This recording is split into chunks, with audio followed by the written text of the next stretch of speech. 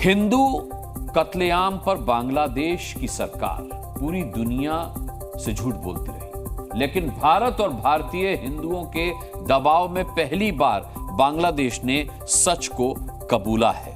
उसने मान लिया है कि हां, बांग्लादेश में हिंदुओं का कत्लेआम हो रहा है। देखिए, हिंदुओं के कत्लेआम पर हर मंच से झूठ बोलने वाला बांग्लादेश अब लाइन पर आ रहा है। अब इसे भारत का दबाव कहिए या फिर पूरी दुनिया में बांग्लादेश की सरकार की हो रही थू-थू, लेकिन पहली बार बांग्लादेश ने मान लिया है कि उनके यहां हिंदुओं को टारगेट किया जा रहा है। पहली बार बांग्लादेश की यूनुस सरकार मान रही है कि हां, बांग्लादेश के कट्टरपंथियों ने हिंदुओं का कत्लेआम किया, उनके मंदिर जलाए, घर जलाए, दुकानें लूटी। चलिए हम आपको उनका कबूलनामा सुनवाते हैं। ভায়োলেন্স হয়েছে মাইনরিটিকে টার্গেট করে, তো সেই বিষয়ে আমরা একটা পুলিশের থেকে আমরা একটা প্রতিবেদন পেয়েছি।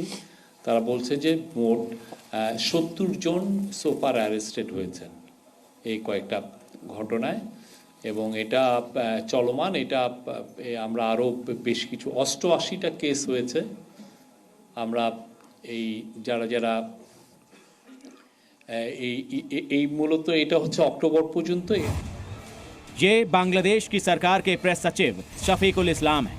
शफीकुल इस्लाम ने कबूल किया है कि बांग्लादेश में हसीना के तख्ता पलट के बाद इस्लामिक कट्टरपंथियों ने अल्पसंख्यक हिंदुओं को टारगेट किया।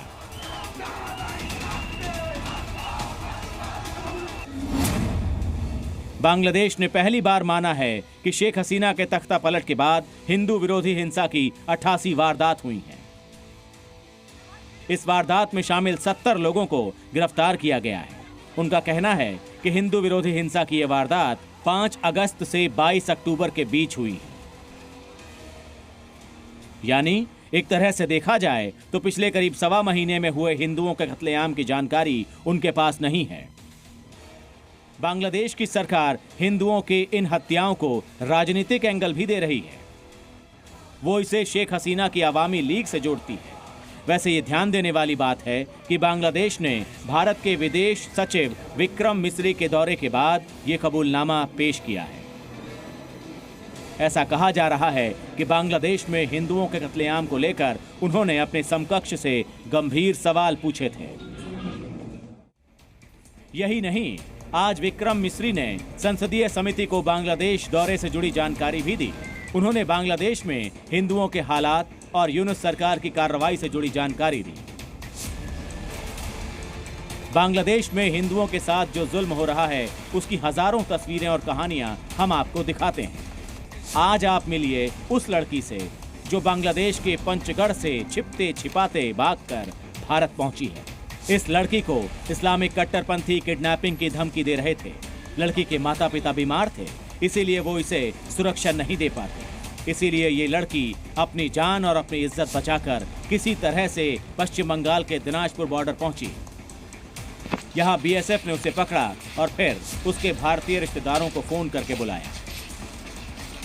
बांग्लादेश से क्या असले থানায় আসছি স্যার, আমার সম্পর্ক ওই নাতিন হবে, তো আমি আমার ফোন নাম্বার ওরা জানে, সেজন্য আমি থানায় আসছি তো ওনাকে দেখা করার জন্য। তো ওরা তো ওইদিকে ও আমাদের ইসকনের ভক্ত বলে টর্চারিং করেছে, তারপর ওকে কিডন্যাপ করবে এই ভয়ে তো ও আসছে, সেজন্য আমার ফোন নাম্বার ওরা নিয়েছিল, সেজন্য আমি আসছি দেখা করতে। इस लड़की की तरह ना जाने कितनी ही हिंदू लड़कियां बांग्लादेश में इस्लामिक कट्टरपंथियों के निशाने पर हैं। उनको हत्या, किडनैपिंग और जबरन धर्म परिवर्तन की धमकियां मिल रही हैं। इसी वजह से पूरी दुनिया से बांग्लादेश के हिंदुओं को बचाने की आवाजें उठ रही हैं।